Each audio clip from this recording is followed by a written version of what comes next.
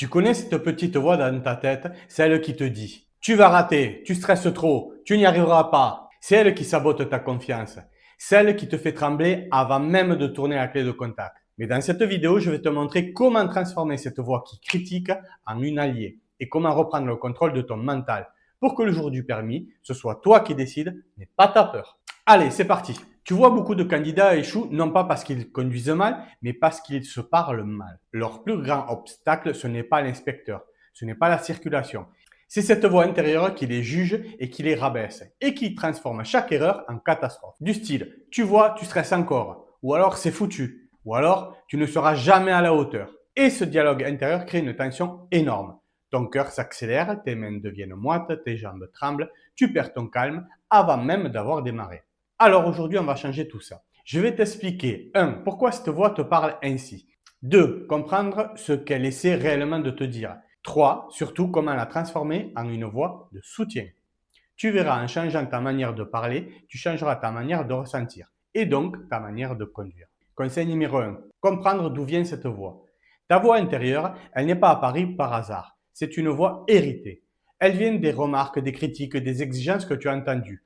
Un parent, un prof, un moniteur, quelqu'un qui t'a mis la pression. Peut-être que l'on t'a dit « Concentre-toi, tu fais toujours n'importe quoi ». Ou alors « Tu n'es pas assez attentif ». Ou alors « Si tu rates, ce n'est que de ta faute ». Et à force, ton cerveau a intégré tout ça. Cette voix est devenue un réflexe de protection.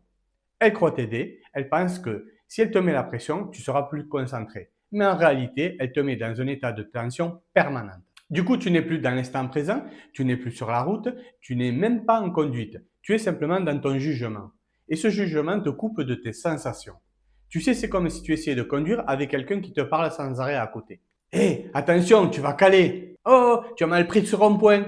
Allez, c'est bon, c'est foutu. Difficile d'être fluide, non? C'est ce que tu vis à l'intérieur. C'est exactement la même chose.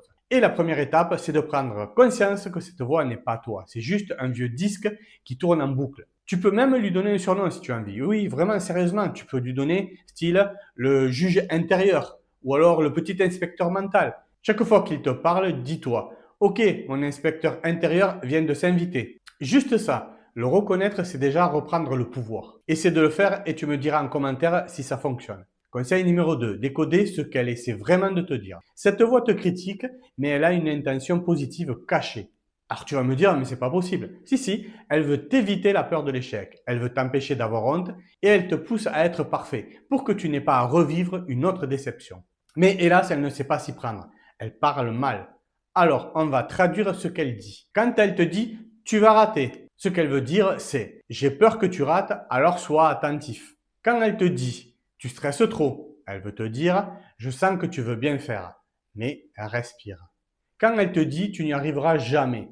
Elle veut te dire, je ne veux pas que tu souffres d'un nouvel échec. Tu vois, cette voix ne te veut pas de mal. Elle te parle juste avec des mots de ton passé. Et ton rôle maintenant, c'est de lui apprendre un nouveau langage. Imagine un copilote maladroit qui veut t'aider, mais qui panique tout le temps. Tu ne vas pas le virer de la voiture. Tu lui dis calmement, merci, je gère. Ou alors, j'ai entendu ton message. Ou alors, là, on va faire autrement. Et quand tu réponds comme ça, ta voix intérieure se calme. Parce qu'elle comprend que tu es en contrôle. Tu reprends ta position de conducteur, pas de passager. Conseil numéro 3, reprogrammer le dialogue interne. Maintenant, on passe à la pratique. Tu vas apprendre à te parler comme un ami. Avant de continuer, prends juste 2 secondes pour liker cette vidéo, t'abonner à la chaîne et surtout reste bien jusqu'à la fin. J'ai préparé un petit cadeau pratique qui va t'aider à commencer à apaiser ton stress dès aujourd'hui. Allez, on commence l'exercice pratique. Ferme les yeux un instant. Imagine un ami très stressé avant son permis. Il te dit « Je suis nul, je vais rater ». Tu lui réponds quoi? « Oui, tu as raison, tu es nul ». Bien sûr que non. Qu'est-ce que tu vas lui dire? Tu sais conduire, tu as travaillé pour ça, tu as bien suivi tes leçons d'auto-école, tu peux y arriver. Respire, fais de ton mieux. Eh bien, cette voix-là, celle que tu utilises pour encourager les autres, tu vas l'utiliser pour toi. C'est ce que l'on appelle le discours bienveillant. Et c'est la base du mental confiant. Chaque fois que tu entends une phrase négative, remplace-la par une reformulation réaliste et apaisante.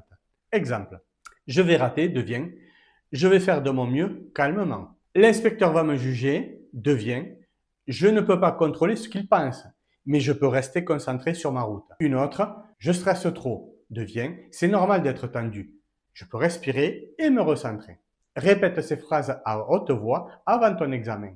Ton cerveau les entend et il commence à y croire. Parce que la confiance, ce n'est pas une émotion magique, c'est une habitude mentale. Chaque fois que tu choisis une parole bienveillante, tu renforces un nouveau circuit dans ton cerveau. Et à force de pratique, ton discours intérieur devient ton allié naturel. Petit exercice que je donne souvent. Le soir, au coucher, repense à 3 moments où tu t'es bien parlé dans la journée. Même une toute petite phrase gentille. Cela permet de muscler ton mental. N'hésite pas et dis-moi-le en commentaire si ça fonctionne. Et si tu veux d'autres outils pour transformer ton angoisse en calme intérieur et apprendre à faire de ton mental ton meilleur copilote, abonne-toi à la chaîne Permis sans stress. Chaque semaine, je t'aide à transformer la peur de l'échec en confiance durable. Et si tu veux aller plus loin, comme je te l'ai proposé tout à l'heure, et apprendre à transformer ton stress en sérénité, je t'ai préparé un guide gratuit. Le lien est un lien ci-dessous ou en description. Dedans, tu trouveras des exercices concrets de respiration, de visualisation et de dialogue intérieur pour t'aider à passer ton permis sans stress et avec confiance. N'hésite pas à le télécharger de suite et applique-les. En conclusion, souviens-toi, ta voix intérieure ne disparaîtra jamais complètement. Tu peux choisir le ton qu'elle prend. Elle peut te rabaisser ou t'encourager, te juger ou te soutenir. Et ce choix-là, c'est toi qui le fais à chaque pensée, à chaque mot que tu prononces.